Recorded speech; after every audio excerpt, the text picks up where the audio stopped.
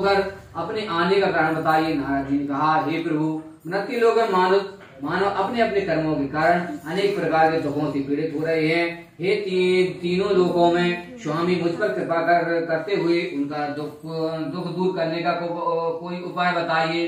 इस पर श्री विष्णु भगवान बोले, हे नारद, अब मैं ऐसा व्रत बताने जा रहा हूँ जिससे करने से विश्व के सभी स्त्री और पुरुषों को पापों से मुक्ति मिलेगी, उनकी निर्धनता दूर होगी और वे सुख संपत्ति के कारण आनंद पूर्वक जीवन यापन करेंगे।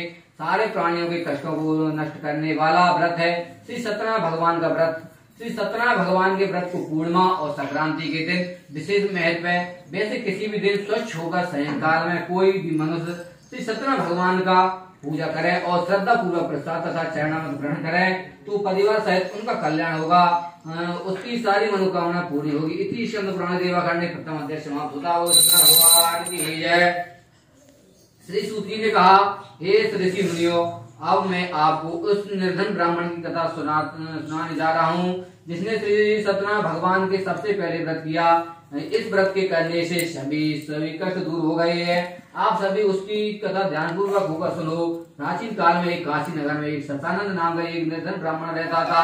भिक्षा मांगकर वह अपना जीवन यापन कर रहा था। भिक्षा न मिलने पर उसे भूखे पेट ही सोना पड़ता था।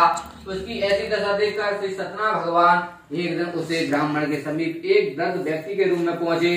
उन्होंने उस ब्राह्मण से पूछा, हे विप्र, तुम इस प्रकार कष्ट सहते हुए अपना कैसे जीवन यापन कर रहे हो? यह सुनकर ब्राह्मण बोला, हे मित्र, मैं बहुत गरीब ब्राह्मण हूँ। आय का कोई साधन न होने से भिक्षा मांगकर किसी प्रकार अपना जीवन यापन कर रहा हूँ। यदि आप मेरी निर्धनता को दूर करने का कोई उपाय जानते हो तो कृपा करके बताइए।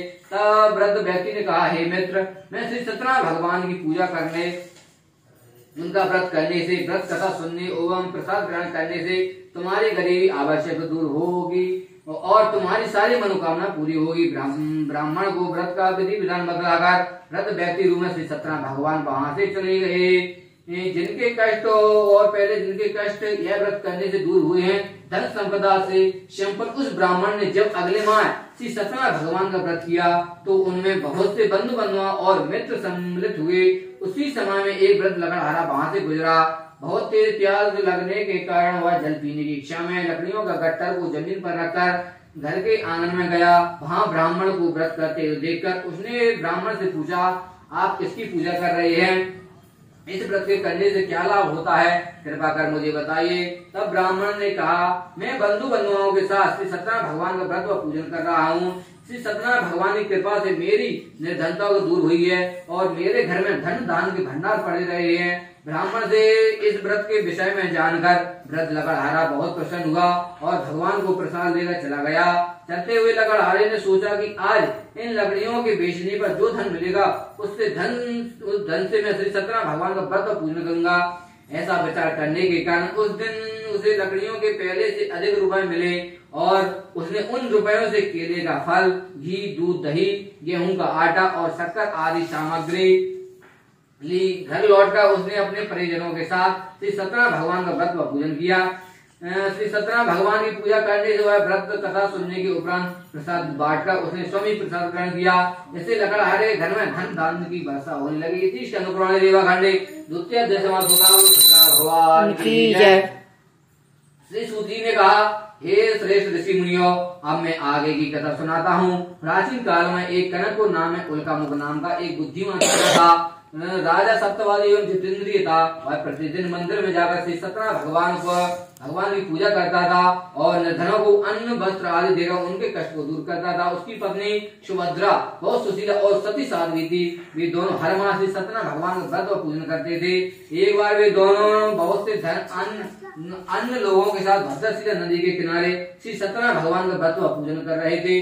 तभी वहाँ एक बड़ी नौका आकर रुकी। उस नौकाओं में एक व्यापारी काफी धन कमाकर अपने नगर को लौट रहा था। नौका से उतरकर वह व्यापारी राजा के समीप पहुंचा और राजा को पूजा करते हुए देखकर उसने पूछा, हे राजन, आप किसकी पूजा कर रहे हैं? इस पूजा के करने से क्या फल मिलता है? राजा ने उस व्यापारी से कहा, मैं अपनी प्रजा के साथ श्री सत्यनारायण भगवान का व्रत और पूजन कर रहा हूँ। इस पूजन और व्रत के प्रभाव से मेरे राज्य की सारी प्रजा सुख रहती है।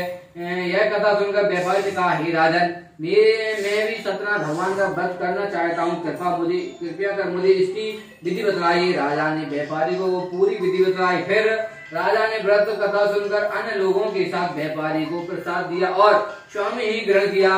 वह व्यापारी फिर अपने नगर को लौट गया। व्यापारी ने घर पहुंचकर अपनी पत्नी लीलावती से कहा, हमारे कोई संतान नहीं है, यदि सत्यनारायण भगवान की अनुकंपा से हमारे यहाँ कोई संतान हो जाएगी, मैं उनका व्रत अवश्य करूंगा। व्यापारी के ऐसा निश्चय करने से कुछ समय बाद लीलावती गर्भवती हो गई। नरसिम्हा उसने एक सुंदर लड़की का जन्म दिया। व्यापारी ने पुत्री के जन्म के बहुत खुशियां मनाई, लेकिन व्रत करना भूल गया। लीलावती की याद दिलाने पर वह बोला, अभी मैं व्यापार में बहुत व्यस्त हूँ, जब मैं इसके विवाह करूंगा तब श्री सत्यनारायण भगवान का व्रत अवश्य करूंगा। यह सुनकर लीलावती चुप रह गई। व्यापारी की पुत्री कलावती शुक्ल पक्ष के चंद्रमा की भांति तेजी से बढ़ने लगी। शीघ्र ही 16 वर्ष के बीत गए। एक दिन व्यापारी ने अपनी बेटी को सहेलियों के साथ उपवन में घूमते हुए देखा तो उसने विवाह की चिंता होने लगी। उसने कलावती के लिए सुशोभ वर ढूंढ के लिए अपने सेवकों को भेजा। उन सेवकों ने कंचनपुर नगर में अंतर सुंदर एक गुणवान वाणी पुत्र को देखा। सेवकों ने लौटकर व्यापारी को उस वाणी पुत्र के विषय में बताया। उस व्यापारी ने उसे लड़के के साथ कलावती का विवाह धूमधाम से कर दिया। कलावती का विवाह भी हो गया, लेकिन व्यापारी ने फिर भी सत्यनारायण भगवान का व्रत। लीलावती ने जब अपने पति को याद दिलाया तो उस व्यापारी ने कहा, लीलावती, अभी मैं तो दामाद के साथ व्यापार को जा रहा हूँ, व्यापार से लौटकर श्री सत्यनारायण भगवान का व्रत व पूजन करूंगा। यह कहकर व्यापारी नौकाओं में सामान भरकर अपने दामाद और सेवकों के साथ व्यापार के लिए चला गया। उस व्यापारी के बार बार व्रत निश्चय करने पर फिर व्रत न करने से श्री सत्यनारायण भगवान क्रोधित हो गए। व्यापारी ने अपने दामाद के साथ रत्नापुर नगर में पहुंचकर व्यापार करने लगा। श्री सत्यनारायण भगवान की माया से कुछ चोर राजा के महल से चोरी करके भागे जा रहे थे। चोरों ने पीछा करते हुए वाले सैनिकों को बचने के लिए चोरी का माल व्यापारी की नाव में छिपा दिया और आसानी से भाग गए। चोरों को पीछा करते हुए सैनिक व्यापारी की नाव के पास पहुंचे। नाव की तलाशी लेने पर उन्हें राजा का चोरी धन मिल गया। तब वे सैनिक उस व्यापारी और उसके दामाद को बांधकर राजा चंद्रकेतु के पास ले गए।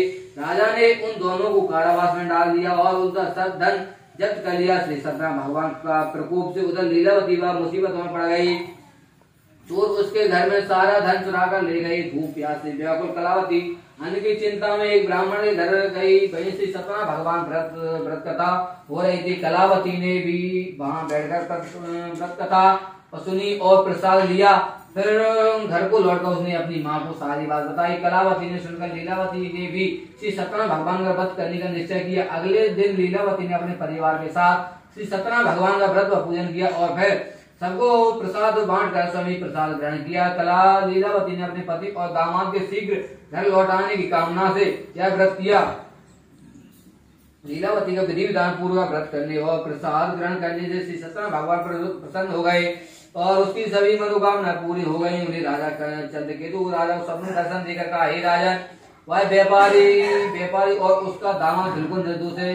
सुबह ही उन दोनों को छोड़कर उसका सारा धन लौटा दो, अन्यथा तुम्हारे सारा धन वैभव राज सब नष्ट कर दूंगा।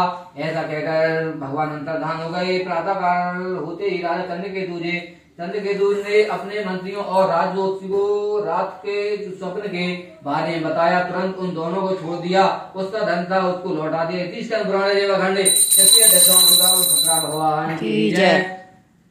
श्री सूती बोले, उस व्यापारी ने अपने दामाद के साथ मुहूर्त में नौकाओं को प्रसाद किया। लंबी यात्रा के बाद नगर के तट पर नौकाओं को रोककर दोनों भोजन करने के विश्राम करने लगे। तभी श्री सत्यनारायण भगवान साधु के रूप में वहां पहुंचे। उन्होंने व्यापारी से पूछा, हे बालक, तेरी नौकाओं में क्या है? मन ही मन ऐसा सोचकर कि साधु आवश्यक कुछ मांगने की इच्छा है से पूछ रहा है। व्यापारी ने झूठ बोल दिया, हे दंडी स्वामी, मेरी नौकाओं में तो लता पत्ते भरे हैं। व्यापारी ने झूठे वचन सुनकर भगवान बोले, जाओ, तुम्हारे वचन सत्य हो, ऐसा वैसे तुम्हारा वचन सत्य हो। इतना कहकर दंडी वेशधारी भगवान वहां से चले गए। व्यापारी ने जब अपनी नौकाओं में बेल और पत्ते भरे हुए देखा तो वह मूर्छित होकर गिर पड़ा। कुछ ही बाद उस दंडी मूर्छा हुई तो बेलाप करने लगा।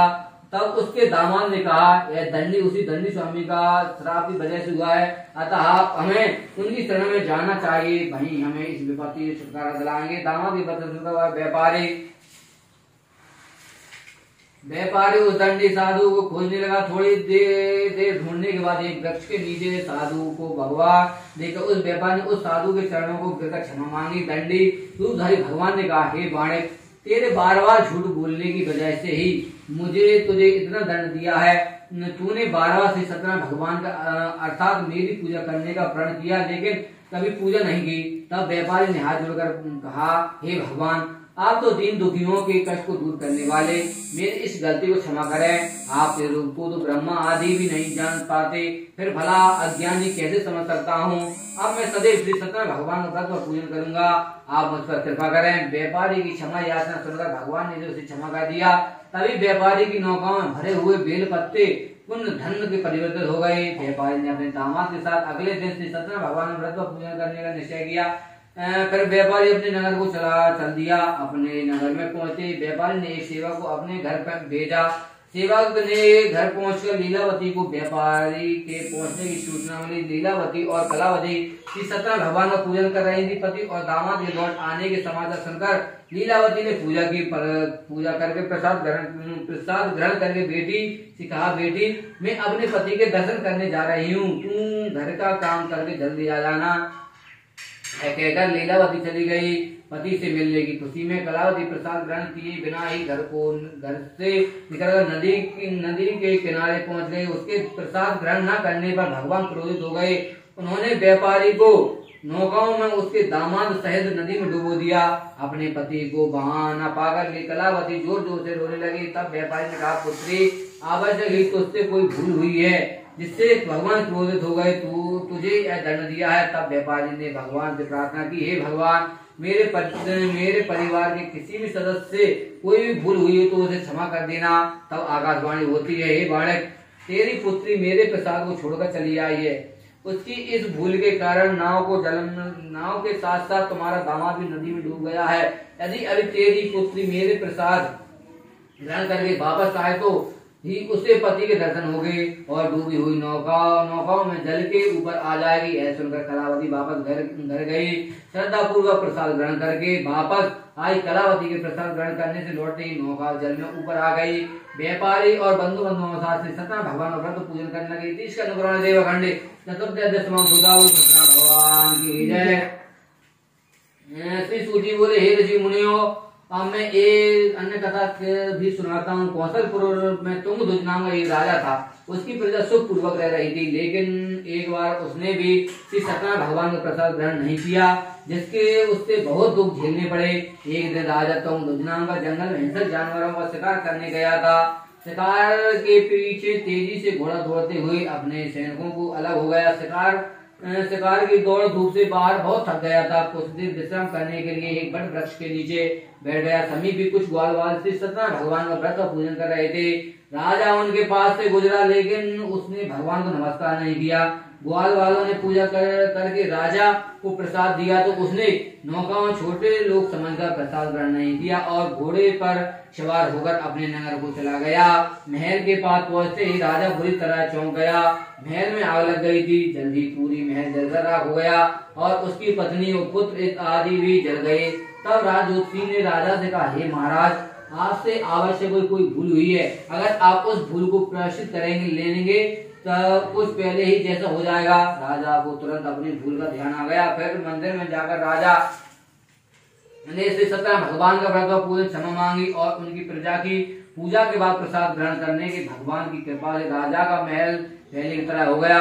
महल में रानी पुत्र आदि सबों मिल गए। फिर राजा दीर्घ काल में श्री सत्यनारायण भगवान का व्रत पूजन करता था। जीवन के सभी सुखों को भोग कर अंत में राजा तुंगध्वज नाम बैकुंठ को चला गया। इसी पुराण पंचम होता वो सत्यनारायण भगवान की जय।